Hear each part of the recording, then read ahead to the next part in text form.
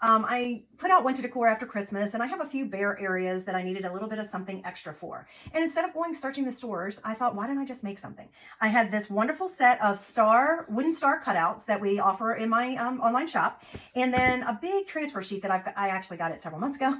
One side is for like more Christmassy stars. And then the other side are what we call snowflake stars. So I am going to make these stars into snowflakes so that I can put them on my built-in shelves. So it's not a really time-intensive project. I made it a little more complicated by actually painting the stars. They are double-sided, are wonderful wood cutouts. They're made of such good quality. They're already a whitewash. This is what they look like on normally, and you can use both sides.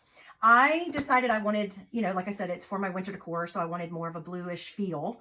And I could have chosen from any color of blue that I have. And this one is actually just one that is very similar to Lakeshore, the color. So how I applied this, I went ahead and did a couple of these steps beforehand to make it a little bit faster.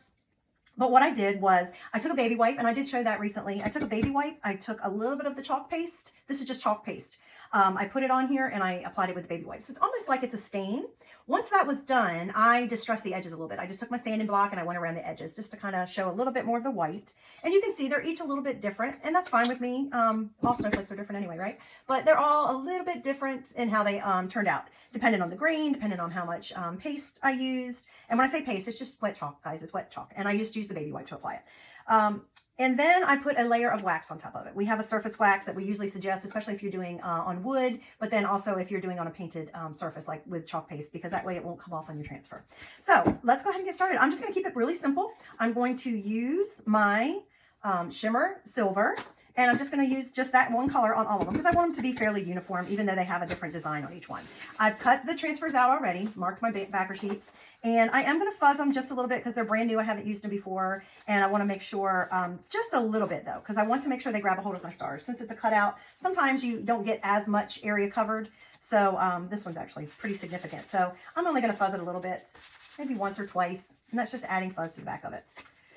And then I'm going to place my star cutout right on top. And you just do your best to line it up with the way that the silk screen is already cut. It may not fit exactly 100%, but it's going to be pretty darn close. And once you get it the way you want it, placement that you want, you can move it. It is self-adhesive, which is wonderful. That's what makes you get such a good quality image. Once you get it where you want, you just want to press it down in this material, whatever this material is, and to your surface.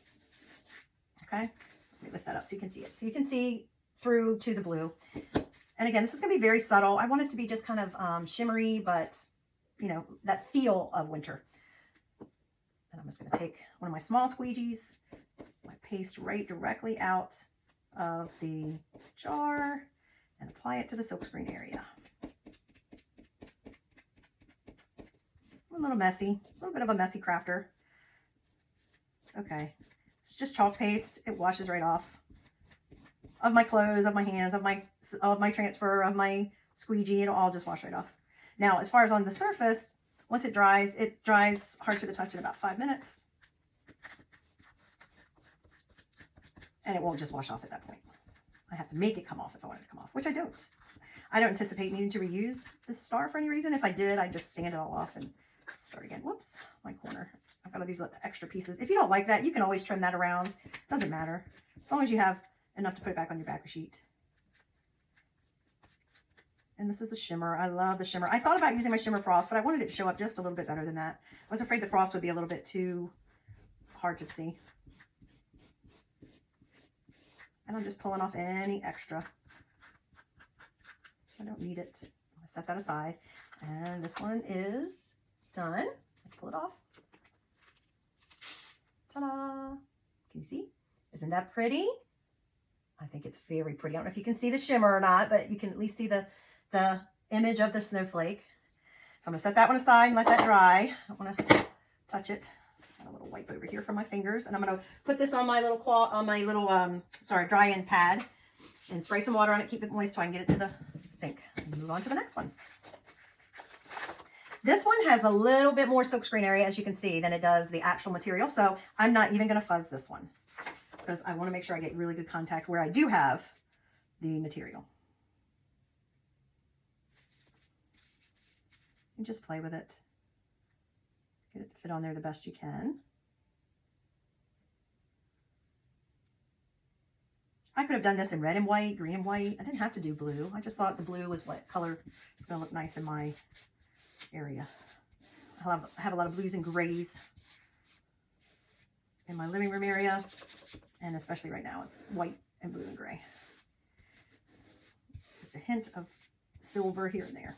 Okay, now this one does not have as big an area to grab a hold of, so I am going to be sure to hold my transfer in place on my cutout while I apply it, so that just to be sure it doesn't move around. Just take your time. The whole project itself doesn't take long. If you decided not to paint it, like I did, I say paint, it was really just kind of stained it with the chalk paste. But if you decided not to, if you left it white, then you would just wax it a little bit before you put on your color, and you could either just put the silver directly on, the shimmer silver directly on your white, and that would look pretty as well, and it wouldn't take near as much time. Very quick project if you're not painting the background. Even with it, it doesn't take long because the chalk paste dries so quickly. You just want to make sure you get it in all of your silkscreen area. Grab more chalk as you need it.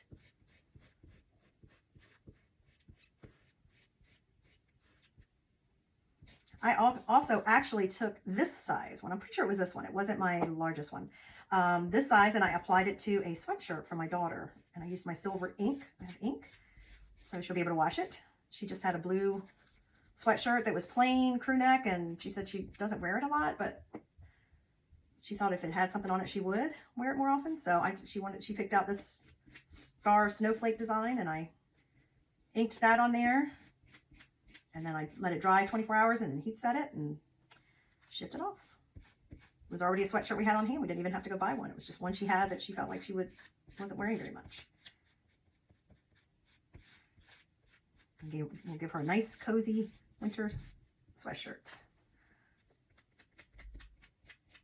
All right. Again, I'm just going back over it and pulling off any extra. And so you can see we have a lot more silver with this one, a lot more coverage on this one. Get hold of it. Right off, and there we go. Ooh, I really like that one. Isn't that pretty? That really shows up, especially where it's different colors of blue in the background because of how much it picked up the blue in the different areas. I like that one a lot. That's probably gonna be my favorite. With just that hint of blue shining through. And number 3. Just pick your transfers up by the corner. Just don't want to distort them. You make sure you get a hold of them good so you don't distort them. You don't want to stretch them. Not super fragile, but that made me think of supercalifragilistic for some reason when I said that. They're not super fragile, but just fuzz that one once just because that one has a little bit more. But a lot of times with the cutouts, you may not even want to fuzz it just because if you don't feel like it lines up good in one direction, flip it around. That's all I'm doing. Now it seems to line up much better. But with the cutouts, you don't necessarily need to fuzz them a lot because, you know, you do have a lot of area that's silkscreen. So that's my suggestion. Either fuzz it very lightly or don't fuzz it at all, especially if you've waxed your wood. All right, last but not least, I think these are going to look fabulous on the shelf. I love that I can create my own designs to go with my decor and fill in the bare spots. I don't know about you, but I think it's hard for me a lot of times to get out right after Christmas to go try to shop the clearance sales or after Christmas sales before they start getting rid of stuff for inventory. They try to get rid of it so quick so they don't have to inventory it. And it's hard to find winter decor if you don't buy it early in the season. And I'm thinking of Christmas before Christmas, not necessarily winter stuff. So it's a little bit more challenging to find pieces. So I love the fact that I can just make what I need to fill in the gaps.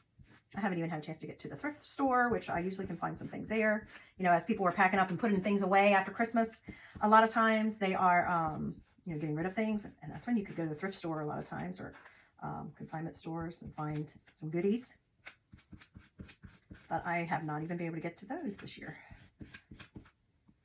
Or last year. I think last year was challenging too, with COVID hanging around.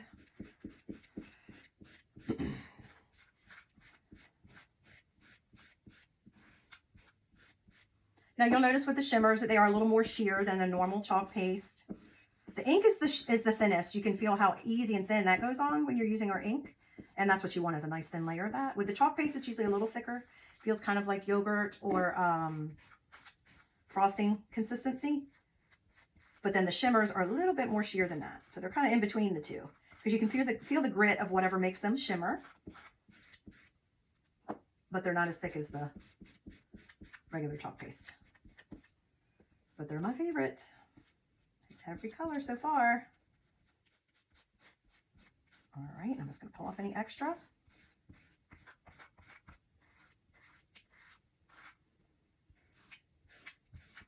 Might be going over it and pulling off extra. All right. Oh, I have some on my fingers. I'm going to wipe it off. I don't have to worry about it because I could clean it off I really got it on my fingers. I can clean it off of any surfaces that I get it on. It's just chalk paste, as long as I get to it before it dries. Yeah, okay. So, last one. Peel and reveal. Whoa. Very pretty.